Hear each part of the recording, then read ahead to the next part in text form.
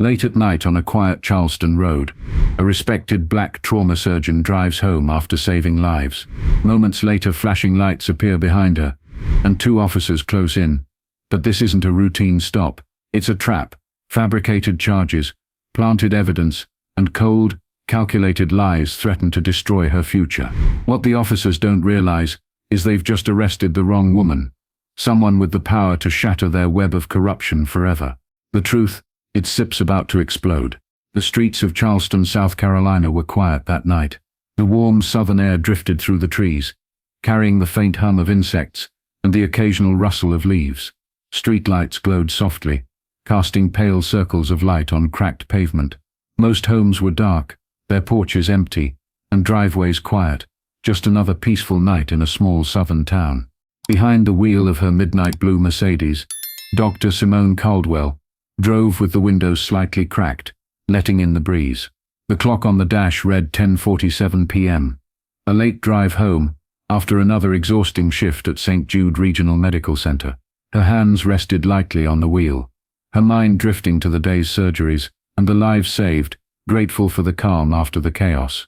As she slowed at a quiet intersection, the red and blue glare of police lights exploded in her rearview mirror. Her heart tightened, not in guilt, but in the familiar unease every black American knows too well. In her designer scrubs, and with her hospital ID still clipped to her pocket, she pulled over, unaware that this was not just another traffic stop. It was the start of something much darker. The glow of police lights washed over the dark asphalt, bathing Dr. Simone Caldwell's luxury sedan in pulses of red and blue. She eased the car to a stop along the narrow shoulder, her hands resting lightly on the wheel, fingers steady despite the familiar churn of unease growing in her chest. This wasn't her first traffic stop, but in America, for a black woman behind the wheel of a luxury car, no stop was ever routine. She took a slow breath, reminding herself to stay calm. The last thing she wanted was to give them any reason to escalate.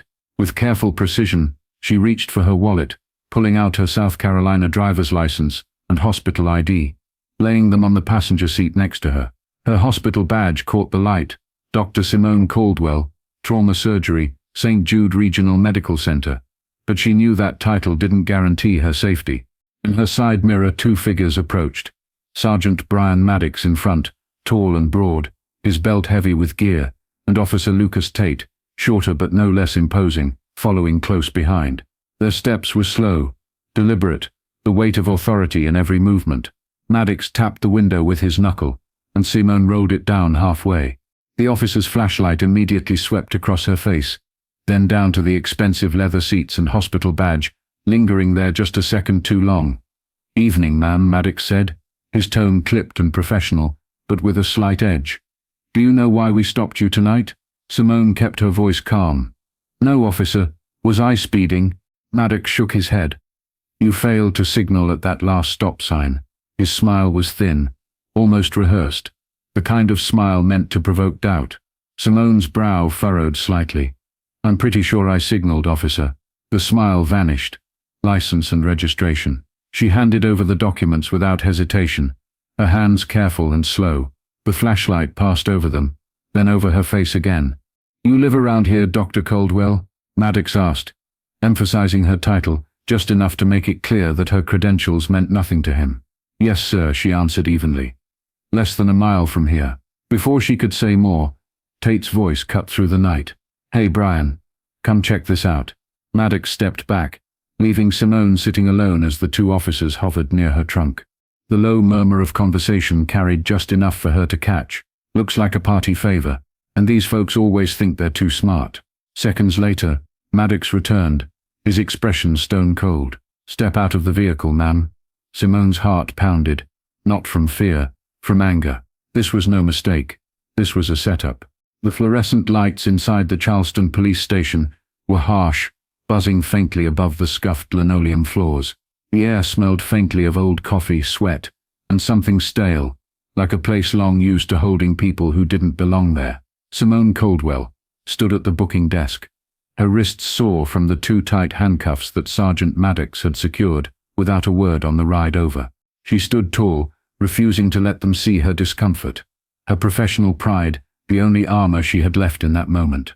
Across the desk, Officer Ethan Greer, barely out of the academy, couldn't meet her eyes as he took her fingerprints. His hands trembled slightly.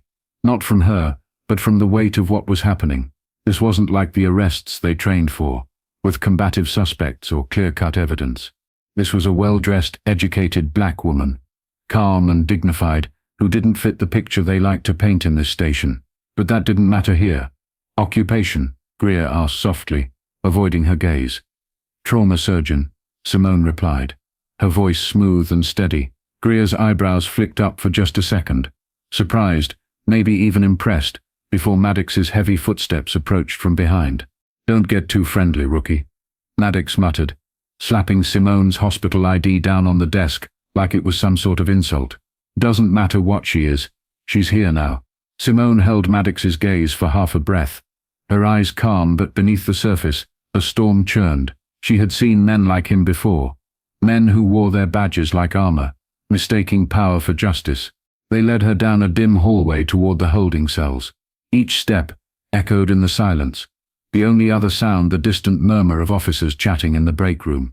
Simone's shoes, sensible flats worn after 12 hours in an operating room, barely made a sound, but every step felt heavier than the last. Inside the cell, the metal bench was cold against her legs. The door clanged shut, and the lock slid into place with a finality that might have broken someone else, but not her. She leaned back, scanning the narrow corridor outside. One old camera above the door, likely outdated. The vents, the light fixture, the positioning of the desk at the end of the hall, all noted, stored, analyzed. Years of medical training had sharpened her ability to read a room, and now, those skills were focused on her survival. They thought they'd caught just another black woman to railroad. They had no idea who they were dealing with. Officer Ethan Greer sat at his cluttered desk, his fingers hovering above the keyboard, unable to type the final notes on Dr. Simone Caldwell's arrest report.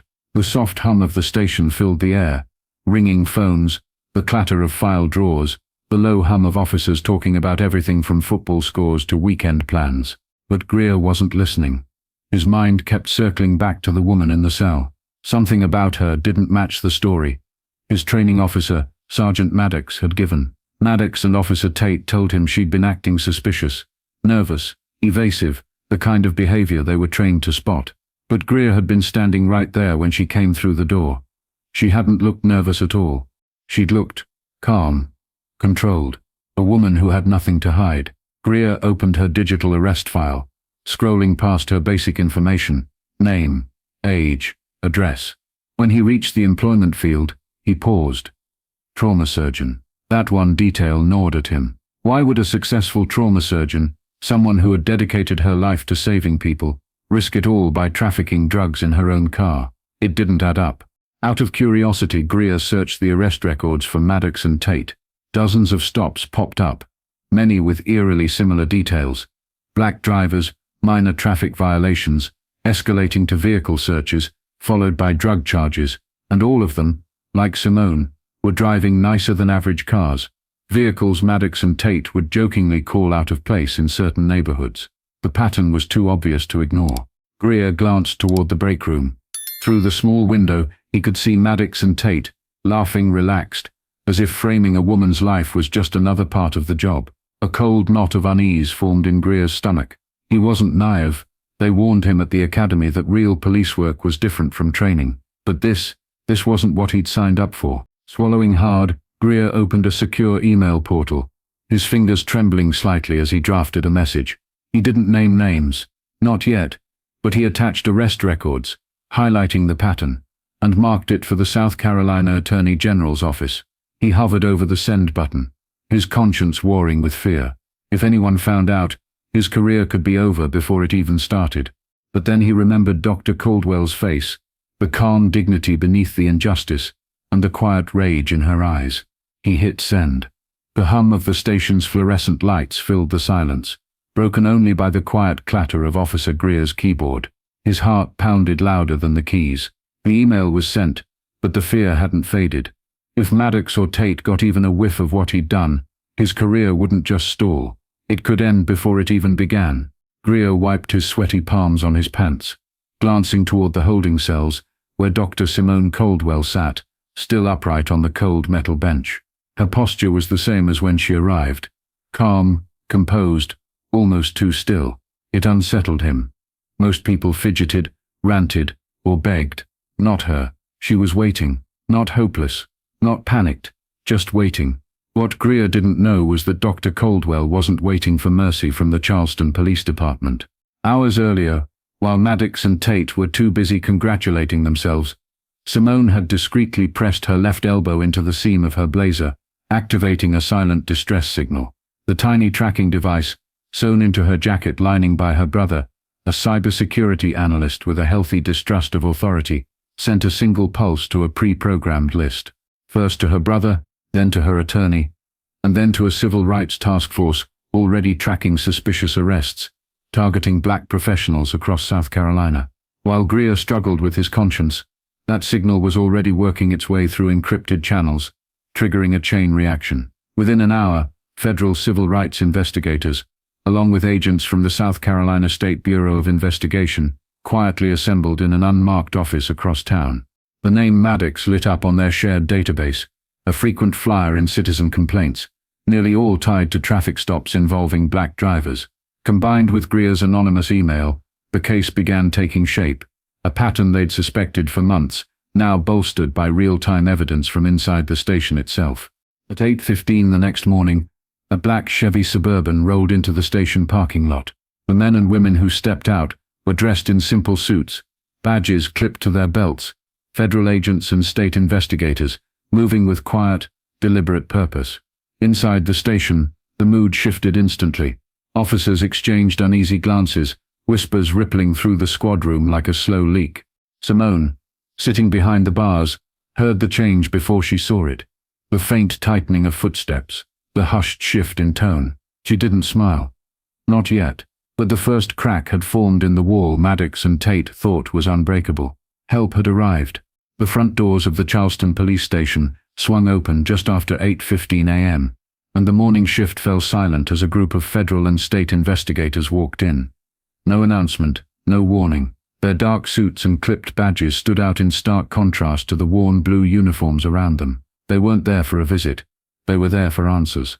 In the holding cell at the end of the hall, Dr. Simone Caldwell sat exactly where she had all night, her back straight, her hands resting in her lap. She'd been awake the entire time, her mind calmly working through every option, every possible outcome. As the first pair of federal agents moved past her cell, she barely flicked her eyes toward them, but deep inside, a quiet spark of relief burned. In the squad room, Sergeant Brian Maddox leaned back in his chair, sipping his coffee with the smug ease of a man who believed he was untouchable. Beside him, Officer Lucas Tate chuckled at his own joke, recounting how rattled that doctor had looked when they slapped the cuffs on her. Neither of them noticed the silence spreading as the agents advanced. Sergeant Maddox, one of the lead agents, said, his voice cutting clean through the room, "We need you and Officer Tate to come with us." Maddox's grin froze, his fingers tightening slightly around his coffee cup. "What's this about?" he asked, his voice casual but strained. "Let's go," the agent repeated, leaving no room for argument. In a cramped interview room, the air felt heavy as Maddox and Tate sat across from the investigators. A laptop sat open between them. The screen paused on surveillance footage from the night before, the moment Maddox had pulled a small bag from his pocket and tucked it neatly into the corner of Simone's trunk. The timestamp, 10 minutes before the search officially began, glowed like a warning light. "You want to explain this?" the agent asked. Tate's face went pale, his knee bouncing under the table. Maddox's jaw clenched so hard his teeth creaked. "We were securing evidence," he said, but even he didn't believe it. The agent hit play, and the next clip rolled. Audio captured from the dashcam, Maddox's voice crystal clear. "These folks always think they're too smart for us." Tate swallowed hard. "You can't use that," he stammered. The agent leaned in, voice low and deliberate. "We can, and we will." In the hallway, Simone sat still, her heartbeat steady. The reckoning had begun. The hum of the station felt different now, tense, uncertain. Officers who had once moved through the halls with easy confidence now kept their heads down, avoiding eye contact with the agents who had taken over the squad room. Down the hall, the door to Simone Caldwell's cell buzzed loudly, the sound jarring after the long, quiet night. The metal door creaked open, and a state investigator in a navy suit stepped inside. His expression was professional, but there was something softer in his eyes, an unspoken apology. "Dr. Caldwell," he said, "you're free to go." Simone stood slowly, smoothing the wrinkles from her scrubs, her movements measured and deliberate, not rushed, not flustered. The only sign of what she'd endured was the faint redness on her wrists, where the cuffs had dug into her skin. As she stepped out into the hallway, she glanced toward the squad room. Through the open door, she could see Maddox and Tate, both seated at desks, their hands resting on the tops of their heads as agents stood nearby. Their smirks were gone, replaced with something closer to fear. Simone didn't smile. She didn't need to. She walked with quiet dignity, her shoulders squared, her head held high. Every step was a silent rebuttal to the assumptions Maddox and Tate had made about her life, her worth, and her place in the world. As she approached the front desk, Officer Ethan Greer stood waiting, his posture stiff with uncertainty. His hands were stuffed into his pockets, his eyes flickering between Simone and the floor. "Dr. Caldwell," he said quietly. I'm sorry for everything." She studied him for a moment, taking in the awkward shuffle of his feet, the nervous twitch of his fingers. He was young, younger than she'd realized the night before, still learning where the lines were, still figuring out if he was brave enough to cross them. "Thank you," she said softly. Her voice held no bitterness, no accusation, only a quiet acknowledgement that what he'd done, however small, had mattered. Greer's shoulders sagged with relief, but Simone was already turning away. There were no victory speeches to give, no grandstanding. Her release wasn't a triumph. It was simply the correction of a wrong that never should have happened. As she stepped outside into the morning air, the sunlight warming her skin, she paused only for a moment to take a steadying breath. There was still work to be done, not just for herself, but for every black man and woman who had ever sat in a cell like that, without a voice, without a camera, and without someone willing to take a risk. News of Sergeant Brian Maddox and Officer Lucas Tate's arrest spread through Charleston like wildfire, hitting local TV screens before lunchtime and national outlets by evening. Their mugshots, side by side under bold headlines, painted a picture of two once confident men brought low by their own arrogance, the face of small-town corruption laid bare. The story didn't stop with Simone Caldwell's release. Investigators dug deeper, combing through years of traffic stops, arrest records, and internal complaints, uncovering a pattern as blatant as it was infuriating. Almost every case involved a black driver. Almost every charge stemmed from minor stops, turned into felony arrests, and nearly every piece of evidence was conveniently found after a search initiated without cause. Within days, the Charleston Police Department was under siege, not from outside forces, but from within its own walls. Officers whispered in break rooms and leaned close in the hallways, some angry that Maddox and Tate had been caught, others furious at what their actions had done to the department's reputation. A special commission was assembled, reviewing every arrest linked to Maddox, Tate, and several of their close associates. Cases began falling apart, convictions overturned one by one, and the names of innocent black men and women, people without the resources or titles Simone had, were finally cleared.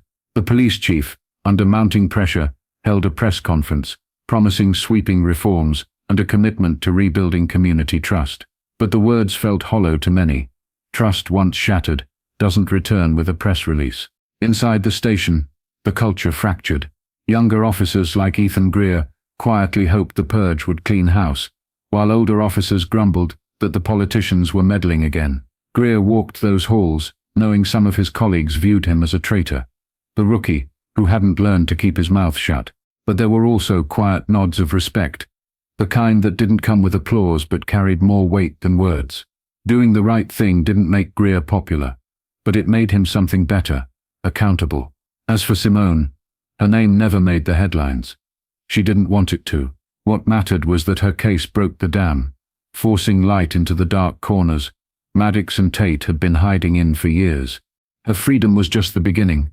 The real fight, for justice, for accountability, for the right to drive home without fear, was far from over. Stories like Dr. Simone Caldwell's may be fictional, but the reality they reflect is all too real. In today's America, innocent people, especially minorities, are still at risk of being profiled, falsely accused, and silenced by those abusing power. The lesson? Stay aware. Document everything. Speak up when you witness injustice, no matter how uncomfortable it feels. Change doesn't happen from silence. It happens when good people refuse to look away. Whether you're behind the wheel, sitting on a jury, or simply watching the news, remember, truth can only prevail when we demand it. Justice isn't automatic. It's something we must fight for, together, every single day.